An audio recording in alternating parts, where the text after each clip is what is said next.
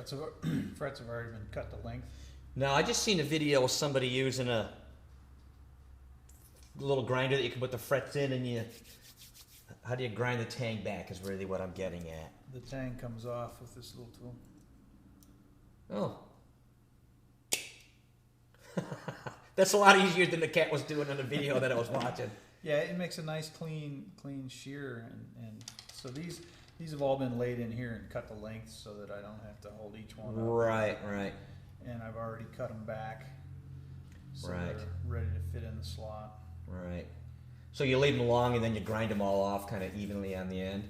I leave them a little long, and I'll snip them off, and then they'll get beveled on the edge.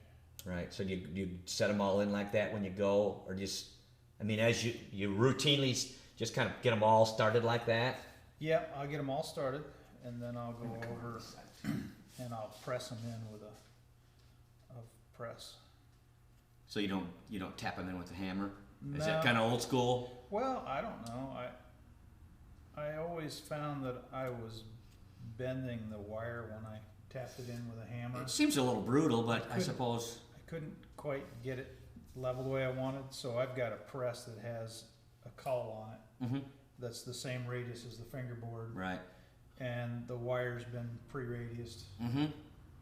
And so everything just kind of presses in nice and even. No, it comes kind of pre-radiused on the... No, actually it comes straight, and I run it. You roll I roll them to get them through. You got something that you roll through and it comes... Yep.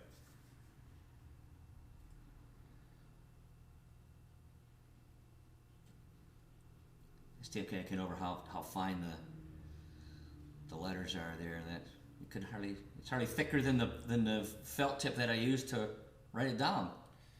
Yeah, I'm pretty happy with the way Yeah, it me came too. out. I think it looks fantastic.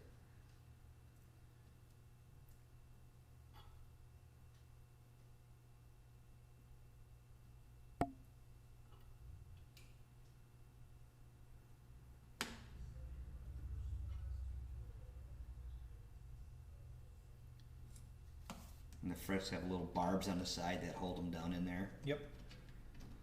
You ever refret? You ever change frets? Any frets out? I've had to a few times. I don't do a whole lot in the way of fret work or repair work on other people's instruments, but I've refretted my own.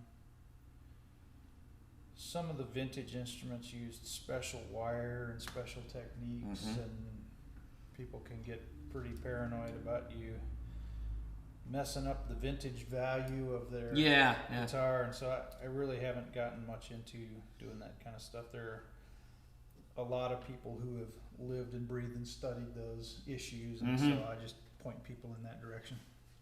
So they're all just sitting in the channel. Okay. And then I'll go press them in with the fret press. Can I watch you do that too? Yep. All right. So now does this radius stay the same all the way down the fingerboard?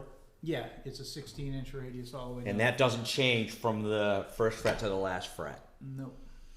So now... When you're leveling the frets, you will slightly change the radius at the top of the fingerboard, because you'll line each string up. You'll level each string. Right.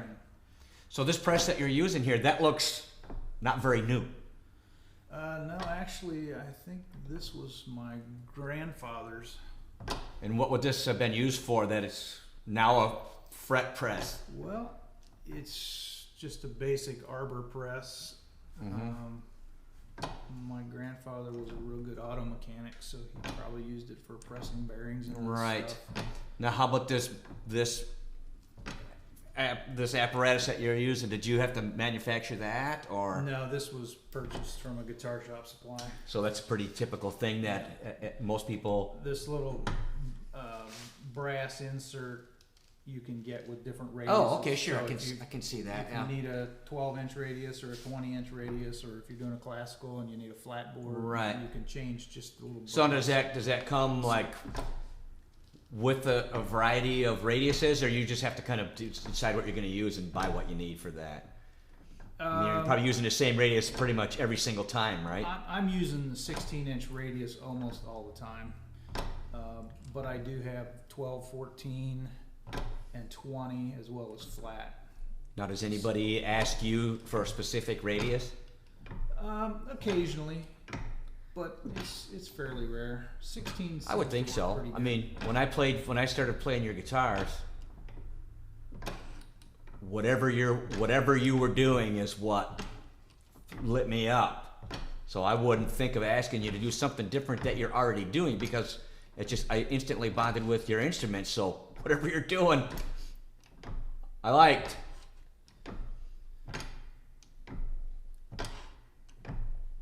So it's nice to get a custom built instrument, but it's also good to decide one that you like and let the guy do what he does the best, right?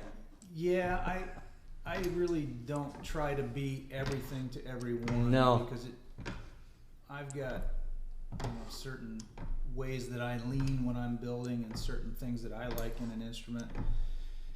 And I only have to find 30 people a year or 35 people a year that like what I'm doing. So Right. I don't have to. Could keep your variations to a minimum. Yeah, I don't have to be trying to build a guitar for every different situation. Right. Well, and I see lots of Facebook sites and videos of builders who are doing really, really fine work. But they'll build a classical, and then they'll build a mando, and then they'll build a ukulele, and then they'll build something, a little different every time. Mm-hmm. That's not the route you've gone here, necessarily. I may do that after all my kids are out of the house, Yeah. and I don't have to produce as many guitars a year. I'm going to pick this up, okay? Yep. And I'm going to make sure that we can see that my initials are right in that fret space. How cool is that? Neat.